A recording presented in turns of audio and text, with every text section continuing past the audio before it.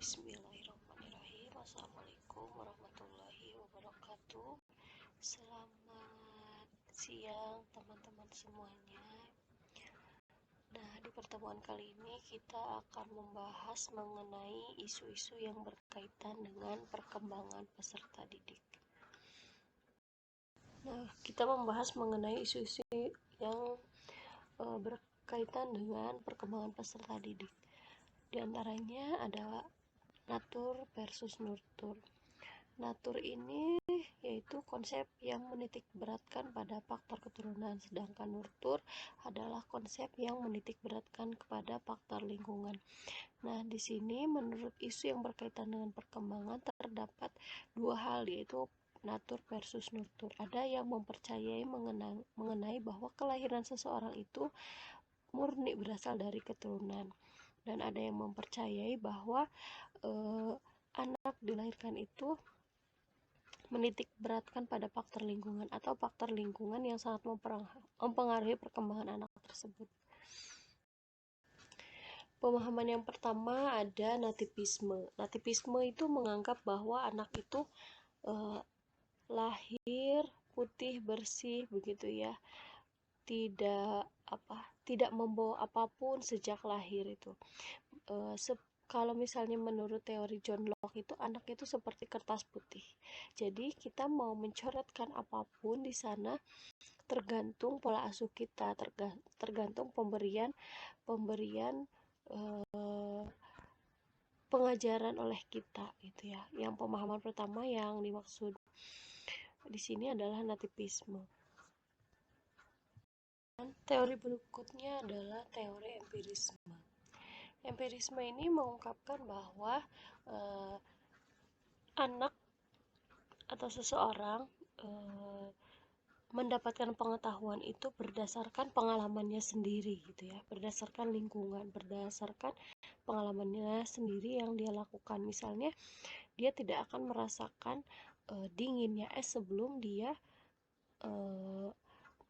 sebelum dia merasakannya sendiri gitu ya. Dia tidak akan menyebutkan bahwa es itu dingin sebelum dia merasakannya sendiri. Nah, ini yang dimaksud dengan empirisme. Teori yang menjelaskan mengenai empirisme mempercayai bahwa lingkunganlah yang mempengaruhi seseorang terhadap pendidikan seseorang atau terhadap kemampuan seseorang. Nah, selanjutnya ada penganut paham teori konvergensi. Teori konvergensi ini mempercayai bahwa anak itu memiliki pemahaman atau pengetahuan atau dibentuk yang pertama berdasarkan gen, yang kedua berdasarkan lingkungan. Jadi teori konvergensi ini adalah gabungan antara nativisme dan empirisme. Teori yang menganut teori konvergensi ini memahami bahwa kedua teori tersebut dapat membantu anak dalam meningkatkan perkembangannya.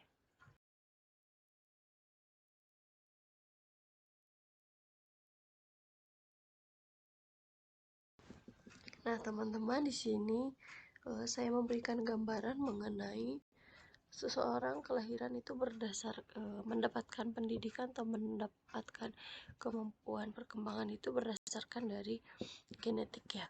Nah, di sini ada Erwin Gutawa ya. Erwin Gutawa itu adalah seorang yang ahli dalam musik gitu ya, atau pencipta lagu. Nah, kemudian dia melahirkan seorang anaknya itu adalah Gita Gutawa. Gita Gutawa itu menjadi penyanyi yang terkenal gitu ya, yang sampai saat ini kita mengenal mereka itu sebagai musisi terbaik gitu. Nah, di sini bisa menyimpulkan bahwa perkembangan seseorang itu bisa berasal dari genetik.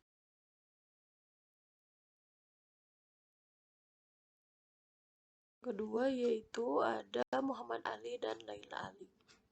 Teman-teman mungkin sebagian mengenal bahwa Muhammad Ali itu adalah seorang petinju dan memiliki anak bernama Laila Ali. Dia juga menjadi seorang petinju yang juara dunia sampai saat ini. Nah, teman-teman semuanya, apa sih hubungannya natur dan nurtur itu gitu ya? Jadi faktor nurtur dan natur bisa menjadi sumber timbulnya setiap perkembangan atau tingkah laku. Kemudian faktor ini tidak bisa berfungsi secara terpisah, melainkan saling berinteraksi. Jadi natur dan nurtur itu tidak bertentangan tapi saling berdampingan begitu ya. Nah, kemudian bentuk interaksi yang dapat dikonseptualisasikan sebagai bentuk hubungan yang majemuk artinya adalah suatu hubungan yang terjadi mempengaruhi hubungan yang lain yang akan terjadi. Jadi ini saling mempengaruhi gitu, atau saling berkaitan antara satu dengan yang lainnya. Genetik dan lingkungan itu sangat mempengaruhi tingkat perkembangan seseorang begitu. Nah, kemudian selanjutnya selain natur versus nurture, di sini ada continuity versus discontinuity. Yang dimaksud dengan continuity yaitu adalah sebuah hasil dengan berasal dari proses kegiatan yang berangsur-angsur atau secara terus-menerus dilakukan. Misalnya, anak belajar berbicara gitu ya. Anak belajar berbicara setelah diajarkan selama berhari-hari atau selama berminggu-minggu. Anak diajarkan meminta maaf misalnya jika dia bersalah. Nah, itu terus diajarkan. Nah, ini yang dimaksud dengan continuity. Jadi, peningkatan pengetahuan seseorang seiring dengan berjalannya waktu, seiring dengan peningkatan pemahaman seseorang gitu ya. Nah, selanjutnya ada discontinuity. Discontinuity ini adalah perkembangan sebagai serangkaian tahapan yang berbeda dan tidak berkesinambungan. Misalnya seperti ini, dalam fisik ya, anak itu belajar merangkak gitu loh. Nah, ini adalah kegiatan yang tidak akan berlanjut lagi selamanya. Jadi ketika anak belajar merangkak untuk berikutnya adalah berjalan gitu ya. Selamanya anak tidak akan merangkak terus gitu ya. Nah, itu. Jadi setelah anak bisa, tidak akan melakukan perkembangan lagi berikutnya. Setelah anak bisa merangkak, dia tidak akan merangkak selamanya begitu. Nah, di sini yang dimaksud dengan diskontinuitas. Nah, selanjutnya ini yang pertama tadi kan ada natur versus nurture, yang kedua ada continuity versus diskontinuitas gitu ya. Nah, yang terakhir ini adalah stabilitas dan perubahan.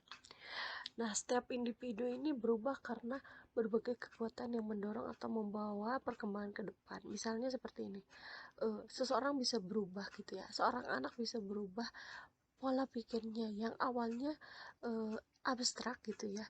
Anak itu nggak paham sama sekali mengenai pohon gitu loh. Pohon itu ya udah gitu ya, bentuknya seperti itu. Nah, lama kelamaan pola pikir anak konkret itu akan muncul gitu loh. Oh, pohon itu warnanya hijau gitu ya. Kemudian ada rantingnya, ada uh, akarnya gitu. Nah, itu yang dimaksud dengan stabilitas atau perubahan. Jadi kemampuan pola pikir, kemampuan berpikir seseorang seiring dengan berjalannya waktu. Nah, begitu teman-teman semuanya. Nah, oke teman-teman, baiklah.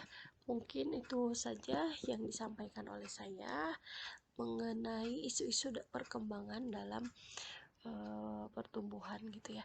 Jadi ada 3 hal yang kita bahas kali ini. Ada natur versus natur, kemudian ada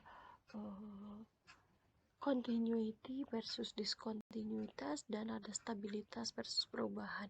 Kita bisa memahami ketiga isu ini dan kita bisa implementasikan ke dalam pembelajaran peserta didik kita. Terima kasih semuanya, semoga apa yang saya sharekan kepada teman-teman bisa bermanfaat. Akhiri, wassalamualaikum warahmatullahi wabarakatuh.